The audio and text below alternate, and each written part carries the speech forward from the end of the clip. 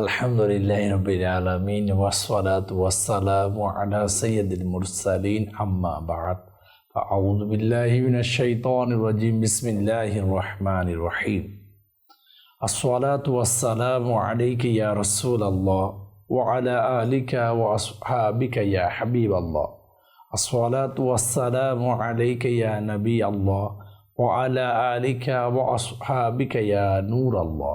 প্রিয় ইসলামী ভাইরা, আমাদের চ্যানেলের দর্শকবৃন্দ, ওমর বিন আব্দুল আজিজ রহমতুল্লাহি তাআলা আলাইহির অনুষ্ঠান দেখার আমন্ত্রণ জানানি হায়াতুন নবী সাল্লাল্লাহু তাআলা আলাইহি ওয়াসাল্লামের উপর দুরূদ শরীফ পড়া অগণিত ফজিলত আছে, বারাকাত রয়েছে।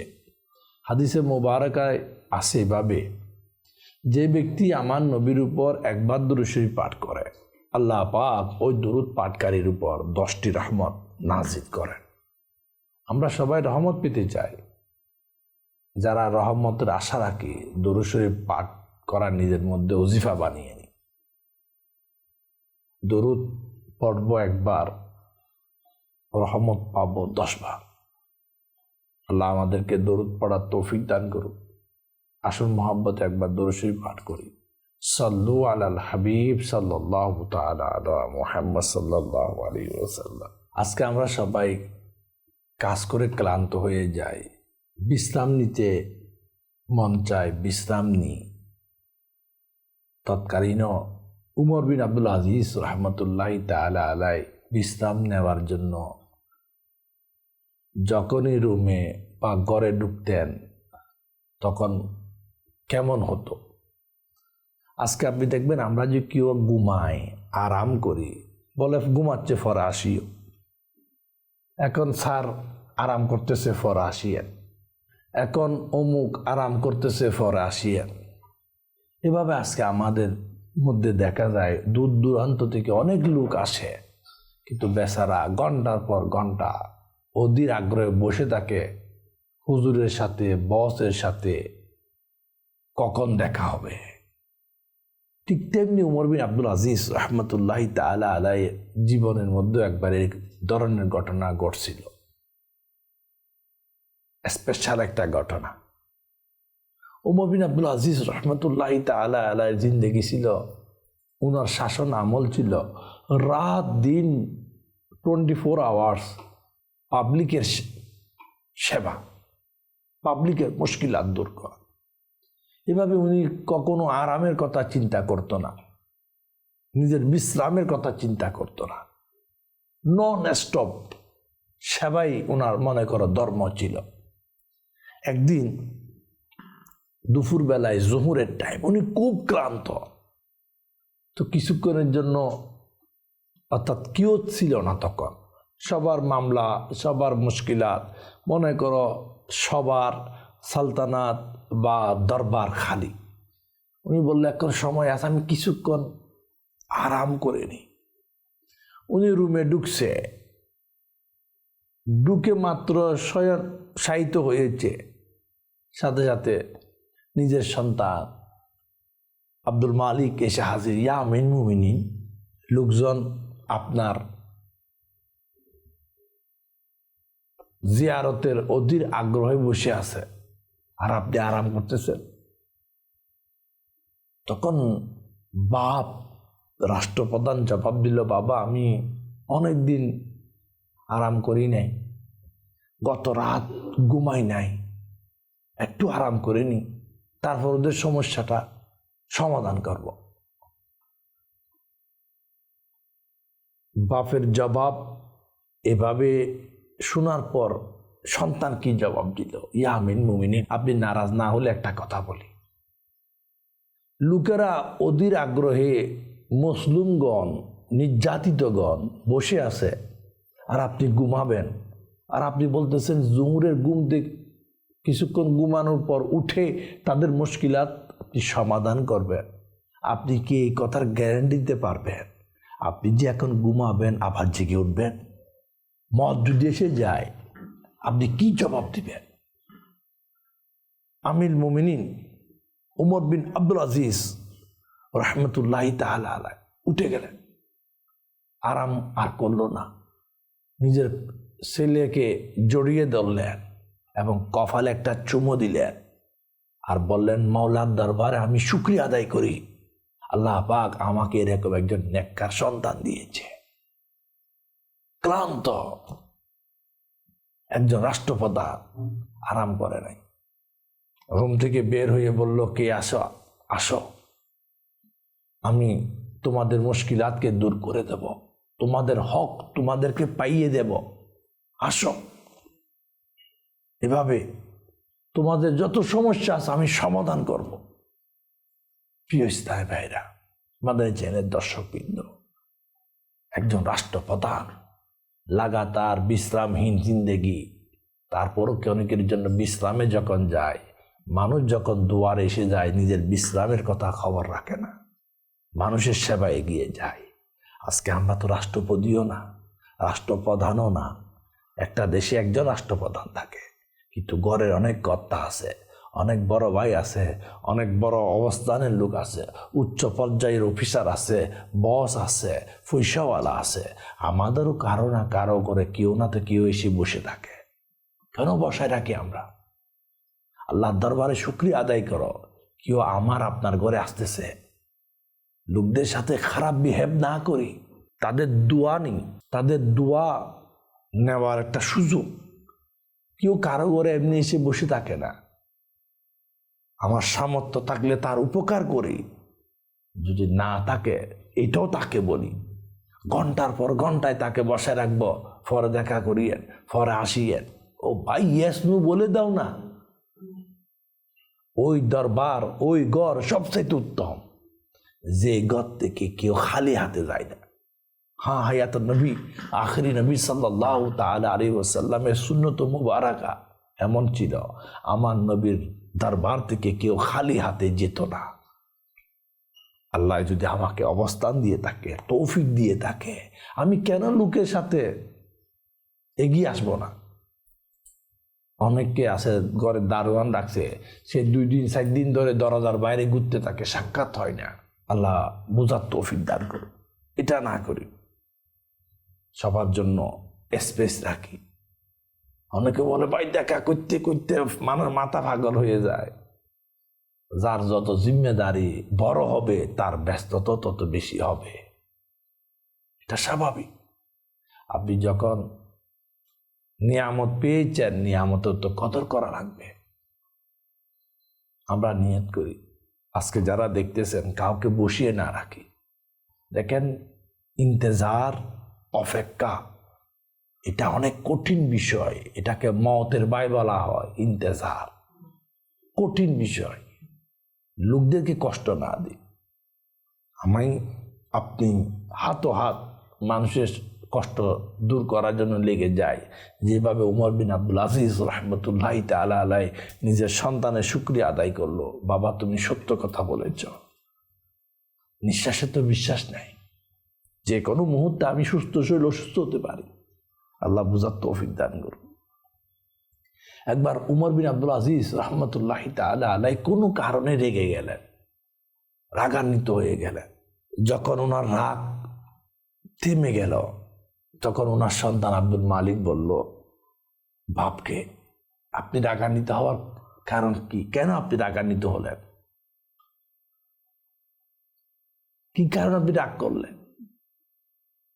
তখন উমর বিন আব্দুল আজিজ রহমতুল্লাহি তাআলা আলাইহি নিজের সন্তানকে বলল, তোমার কি রাগ আসে না? তোমার কি রাগ আসে না? তখন তিনি বললেন, যদি আমি রাগকে ঠান্ডা করতে না পারি, তবে এই ফ্যাটের কোনো উপকারিতা নাই। দেখেন, একজন বাপকে একজন সন্তান কিভাবে উপদেশ, অর্থাৎ কি সংশোধনমূলক কাজ, স্বাভাবিক দিয়ে রেগে যায়, তার কাজের মধ্যে ভুল হয়ে যাবে, কি বলতে কি বলে ফেলে, কি করতে কি করে ফেলে। আর আমাদের মধ্যে একটা বড় অভ্যাস খারাপ আছে, ছোটরা কিছু বললে এটা আমরা মানি না। তুই কি জানোস, তুমি কি জানো, এবার বলে তাকে ইগনোর করি। এটাও না করি। আমরা ছোটরা যদি ভালো কথা বলে তাদেরটা গ্রহণ করি। এটার মধ্যে লাভ কি? মনে করেন আমি যদি এনাকে সুযোগ দিই, সে আমার খারাপ অভ্যাসগুলা ইন্ডিকেট করে দেয়, এ আমার বন্ধু, এ আমার সাহায্যকারী, খারাপ অভ্যাস থেকে আমাকে মুক্তকারী। ছোটরা কথা বললে যদি সেটা রাইট হকের মধ্যে তাকে গ্রহণ করি, তাকে উৎসাহ দিই, সে আরো বলার জন্য সাহস পাই, যেন তাকে যেন দাবিয়ে না দিই। আল্লাহ বুঝার তৌফিক দান করুন। উমর বিন আব্দুল আজিজ রহমতুল্লাহি তাআলা আলাইহির সন্তান আব্দুল মালিক খুব ন্যায় পরায়ণ একজন সন্তান ছিল। বাপকে বাপের মতো, ভাইকে ভাইয়ের মতো, দেশ জনগণকে জনগণের মতো, সবাইকে আপন আপন অবস্থান অনুযায়ী সবাইকে নেকির দাওয়াত দিতেন, ভালো কাজে উৎসাহ দিতেন।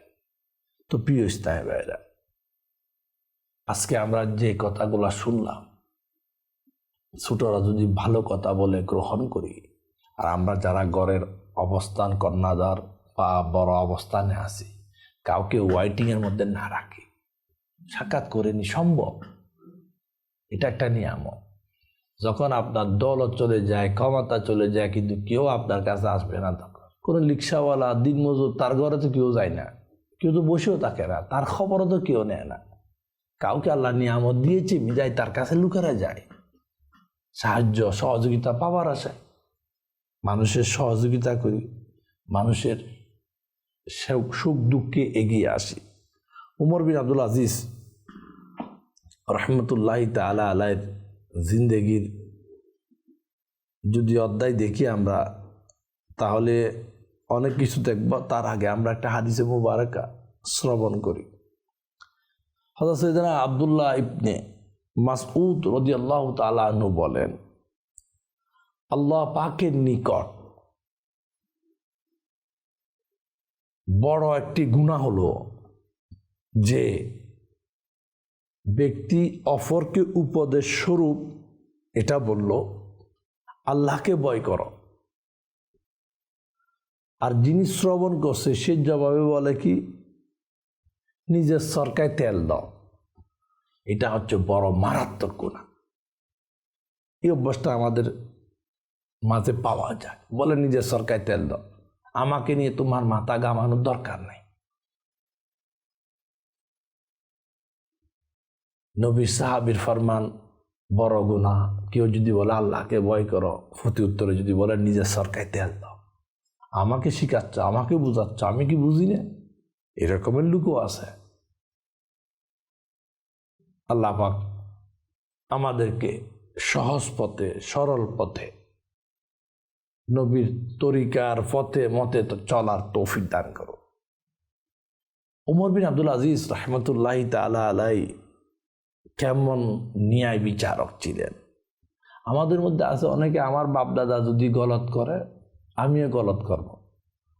আমার বাপদাদা 14 খানদান যদি উল্টা সিধা সম্পত্তি নিয়ে নিছে মানুষের, বলে এগুলো আমি কি জানি, ওরা করছে।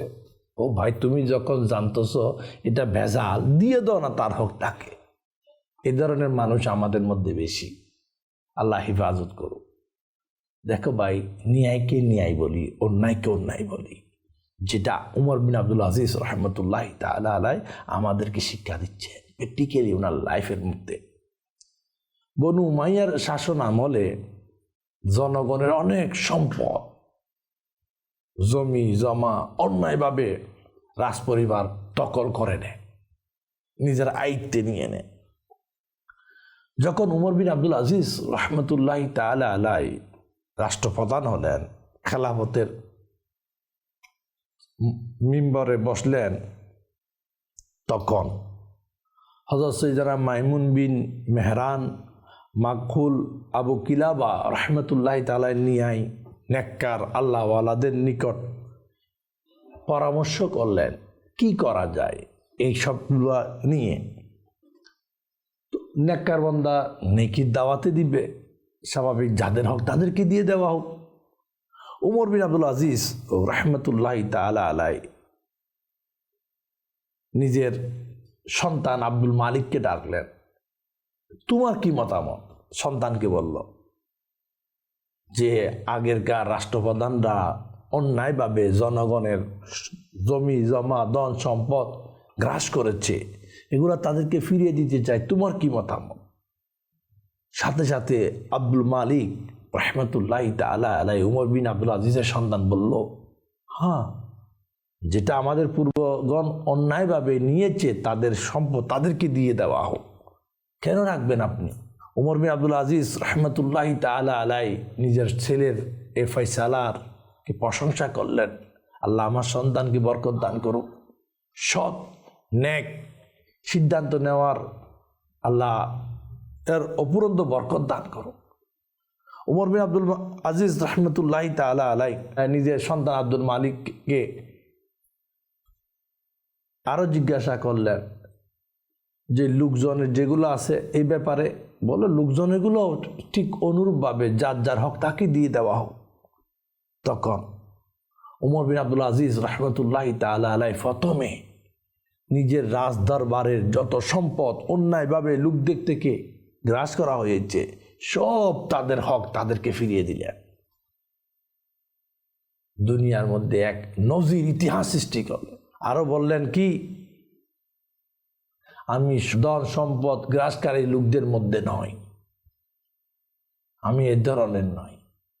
আমি হলাম যার হক তাকে দেব, ন্যায় বিচারকে ন্যায়কে প্রতিষ্ঠিত করব। এর নাম উমর বিন আব্দুল আজিজ। অনেকে বলে যদি দিয়ে দেন আমরা কই যাব? উমর বিন আব্দুল আজিজ রহমতুল্লাহি তাআলা আলাইহি এই ধরনের ছিল না, ওনার সন্তানও এই ধরনের ছিল না। ওনারা আল্লাহ এবং তার রাসূলকে ভয় করত। আজকে আমাদের মধ্যে শিক্ষা, বংশ বংশ পরস্পরের মধ্যে ঝগড়া, দাদার আমলের ঝগড়া, নাতিরা শেষ করে না, বলে দাদারা করছে আমরা কি করব? ও ভাই নাতি জেগে উঠো, আমার দাদা গলত করছে বিদায়কে আমিও গলতের মধ্যে থাকব। আমার বাপ যদি খারাপ করে আমিও কি খারাপ করব? ইসলাম তো শিক্ষা দেয় না। উমর বিন আব্দুল আজিজ রহমতুল্লাহি তাআলা আলাইহি আমাদেরকে শিক্ষা দিচ্ছে যার হক তাকে দিয়ে দাও। যদিও আমার পূর্বপুরুষের কোনো রাজারা বাদশারা এটা অন্যায় করেছে বিধায় আমি এর উপর অটল থাকব না। এটা ইসলামের শিক্ষা, এটা নবীর শিক্ষা, এটা মাওলার দেওয়া বিধিবিধান। আজকে কেউ যদি কারো সম্পত্তি যারা নিয়ে নিচ্ছে দখল করে, তার আযাব কি? এক টুকরা জমিন, সাত জমিন সহ তার গলায় মালা পরিয়ে দেওয়া হবে। কাল কিয়ামতে এদিক থেকে ওদিক হওয়ার সুযোগ নাই। হাদিসে আছে এক বিঘত জমিন কেউ যদি কারো আত্মসাৎ করে, বলা হচ্ছে সাত জমিন তার গলার মালা পরিয়ে দেওয়া হবে। তখন কি হবে? আমরা মেনে যাই, মানুষের সাথে ভালো বিহেভ করি। উমর বিন আব্দুল আজিজ রহমতুল্লাহি তাআলা আলাইহি জীবন যতই পড়েন ততই ভালো লাগে। ইনসাফ কাকে বলে, ন্যায় নীতি কাকে বলে, মানবতা কাকে বলে, আমার নবী সাল্লাল্লাহু তাআলা আলাইহি ওয়াসাল্লামের তর তরিকাকে উনি শক্তভাবে শক্ত হাতে নিজের জীবনে বাস্তবায়ন করেছে। চেহারা দেখে ফয়সালা করতো না, রক্ত দেখে ফয়সালা করতো না, যার হক তাকে দিয়ে দিত। এরকম যদি জিন্দেগি আমি আপনি গড়ি, ইনশাল্লাহ দুনিয়া সুন্দর, আখিরাতও সুন্দর। আমরা তো এখন নিজের ছেলের দিকে তাকিয়ে দুই নম্বরই কাজ করতে দ্বিধাবোধ করি না, বলে তাদের জন্য। ও ভাই, সবাই আপন আপন তকদির নিয়ে আসছে, সবার তকদিরে কি হবে মাওলা থেকে দেওয়া আছে, সবাই রিজিক নিয়ে আসছে। আমি কেন খামাখা অন্যায়ভাবে অপর থেকে কেড়ে নেব, অন্যায়ভাবে অপর থেকে ছিনিয়ে নেব, কেন কবজা করে রাখব? দিয়ে দিই না। আল্লাহ বুঝার তৌফিক দান করুক। উমর বিন আব্দুল আজিজ রহমতুল্লাহি তাআলা আলাইহি শাসন আমলটা ছিল এমন, মুসলিমের পক্ষে উমর বিন আব্দুল আজিজ সর্বদা একাই যথেষ্ট। মুসলিমকে সঙ্গ দেওয়া উনি কখনো ছাড়ে নাই, আর অত্যাচারীদেরকে শাস্তি দেওয়া তো দ্বিধাবোধ করতেন না। আল্লাহ পাক বুঝার তৌফিক দান করুন।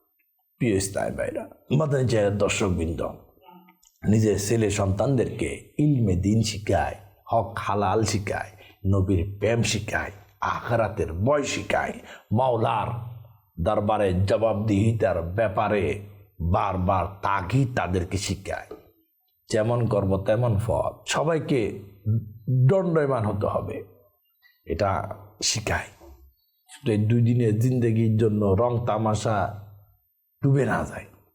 সন্তানকে অনেকে বলে মানুষের মতো মানুষ করো। এ কি মানুষের মতো মানুষ কি শুধু পয়সাওয়ালা হলে কি মানুষের মতো মানুষ? বড় প্রতিষ্ঠানের বস হলে কি পয়সা মানুষের মতো মানুষ? মানুষের মতো মানুষ তো সেই যার অন্তরে আল্লাহর ভয় আছে, যার মধ্যে তাকওয়া আছে, যার মধ্যে ফরহেজগারি আছে, যার মধ্যে হক হালালি আছে, যার মধ্যে আল্লাহ এবং তার রাসূলের ইত্তেবা আছে, যার মধ্যে পরকালের জবাবদিহিতার ভয় আছে, যাকে দেখলে মওলাকে স্মরণ আসে, যিনি হকের মধ্যে অটল থাকে। এরা হচ্ছে প্রকৃত মানুষ, এরা হচ্ছে মানুষের মতো মানুষ, এরা হচ্ছে মানুষের জন্য কল্যাণের কামী অন্তর, এরা হচ্ছে কামিয়াবি ওয়ালাদের অন্তর্ভুক্ত। আল্লাহ আমাদেরকে তাদের মতো হওয়ার তৌফিক দান করুক, সন্তানদেরকেও তাদের মতো করার তৌফিক দান করুক। আল্লাহ পাক যা শুনলাম এই শোনার উপর আমল করার তৌফিক দান করুক। আগামী অনুষ্ঠান দেখার আমন্ত্রণ রইল। সাল্লু আলাল হাবিব সাল্লাল্লাহু তাআলা আলা